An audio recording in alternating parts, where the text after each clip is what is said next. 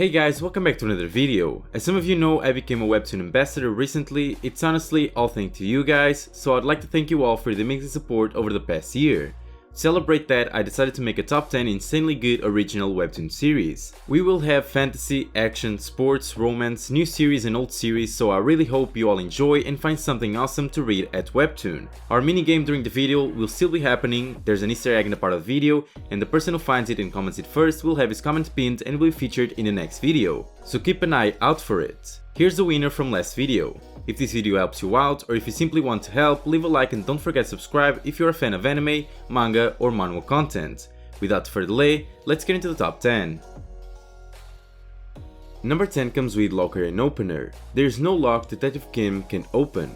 With his unique opening ability, he can unlock anything, even people, to get the information he needs to hunt down criminals and solve crimes. Enter Locker, his polar opposite and his enemy. When Locker uses her ability to lock a witness and prevents Kim from accessing key information in a crucial case, they plunge into a cat and mouse game with justice itself at stake. When two equal forces collide, who will emerge the victor? This is an amazing new series that Webtoon has to offer. The concept is quite unique, which makes the story super enjoyable. Their abilities are something I haven't seen in other manhwa, and mixed with detective work and a lot of action makes the story a breath of fresh air. The art also plays a huge part in this series since it's absolutely stunning.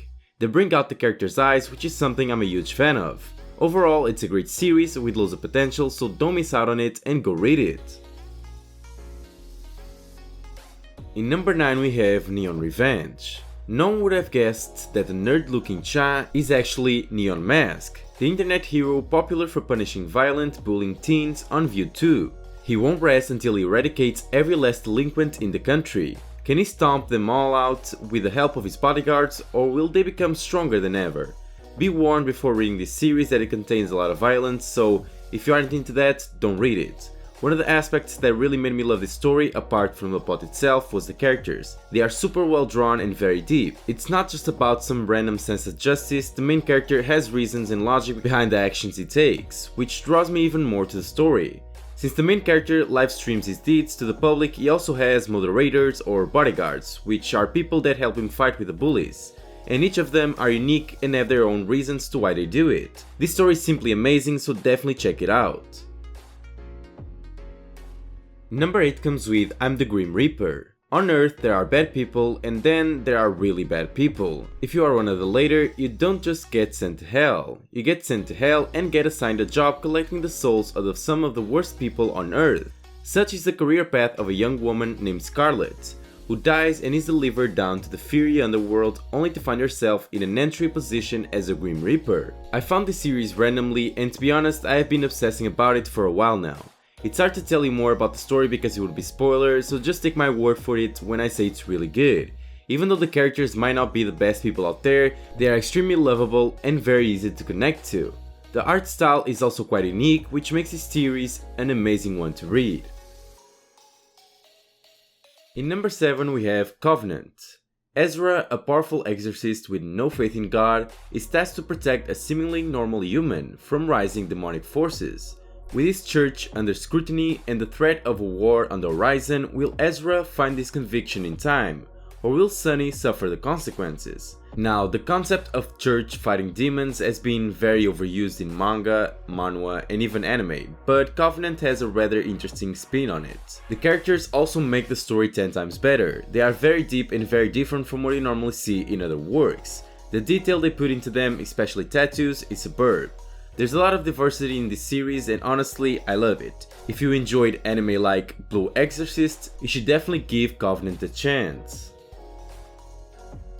Number 6 comes with Shotgun Boy. While running for his life in the woods, the main character, a bullying victim, stumbles upon a shotgun. But fate takes an unexpected turn when he returns to find his classmates under attack by brain-eating creatures. Now, the only thing that stands in the way of their ferocious feast is a boy with a shotgun. Now this one is amazing, a fresh and new horror story. Be advised that this series is for mature audiences and has adult themes. This series was made by the same author of Bastard and Sweet Home, two of my favorite horror stories, and this one did not disappoint me. Everything is just right. From the coloring they use, very grey and dark, to the facial expressions of the characters, it's indeed a work of one of the best authors of horror stories in my opinion. This one works as a prequel to Sweet Home, so definitely go check it out now or later when it has more chapters. In number 5 we have The Red King. Being young, rich and handsome doesn't always bring you happiness. Just ask Ivan, the black sheep of his family. If he wasn't busy drinking, partying and being a royal screw-up, he could be building a career in his father's vast business. As if Ivan's volatile family dynamics couldn't get any worse, he accidentally helps a supernatural entity steal a secret that could sink his father's entire corporate empire. The Red King brings us an amazing story with loads of mysteries and some unique characters. Now, the main character starts off as a spoiled kid, which is something I don't actually enjoy, but his character development throughout the series is fantastic, which made the series even more appealing to me. If you feel like this might be the manual for you, give it at least 15 chapters. Number 4 comes with Noscope. I have mentioned this series before, but it's too good not to mention it again. Friend vs friend. Grandmaster pitted against noob, self-confident alpha high schooler meets loner who may or may not be a gaming savant, capable of defeating everyone he plays.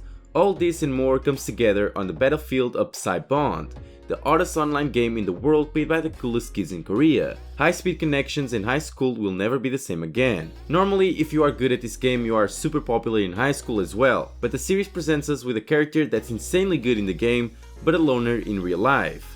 Since I'm a big fan of games myself, this story really connects with me. One of the main characters doesn't have proper equipment, but still manages to get a really high rank. He's basically a monster at the game, and to be honest, I really like that.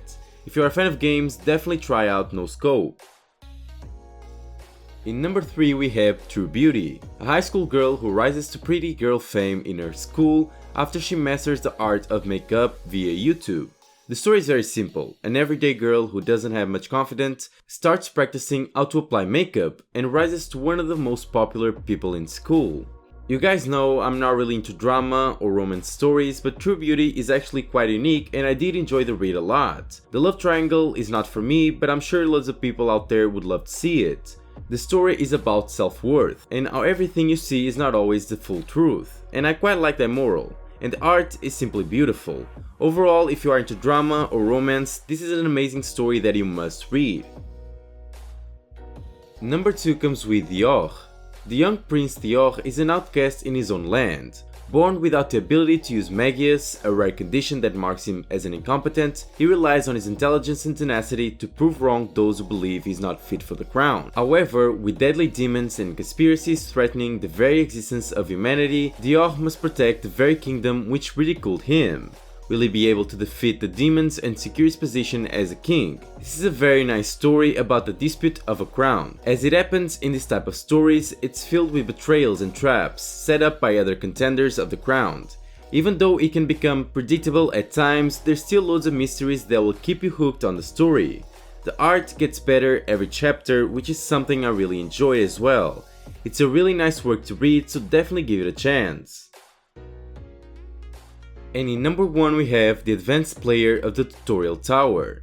After being trapped for 12 years in a tower full of regenerating monsters, the main character is more powerful than just about any human or monster on Earth. Now that he's free, he's determined to find out who was behind his imprisonment, even that means he has to kill hordes of monsters and, inadvertently, save the world along the way. This series is really good. I have mentioned it before, but I've been reading the updates and it keeps getting better and better. Even though we have seen many works like this that include dungeons, monsters and hunters, this is still a very pleasant read, and the world building is actually making this a very different series to what I thought it would turn out to be. If you are a fan of works like this, definitely check this one out and I promise you won't be disappointed. Before we end the video, I want to take a moment to thank the members of this channel. You support me a lot and I can even begin to thank you all for what you do and for this channel. Honestly, thank you for everything and I hope you continue to support me in the future. Now guys, this was the top 10 insanely good original webtoon series. Did you find any series that you haven't read yet? Did you like it? Did you find the Easter egg in this video? If so, make sure you comment down below and we will appear in the next one. If this video helps you in any way, leave a like and subscribe to the channel, and don't forget to activate the bell so you don't miss any video. Thanks for watching and see you next time.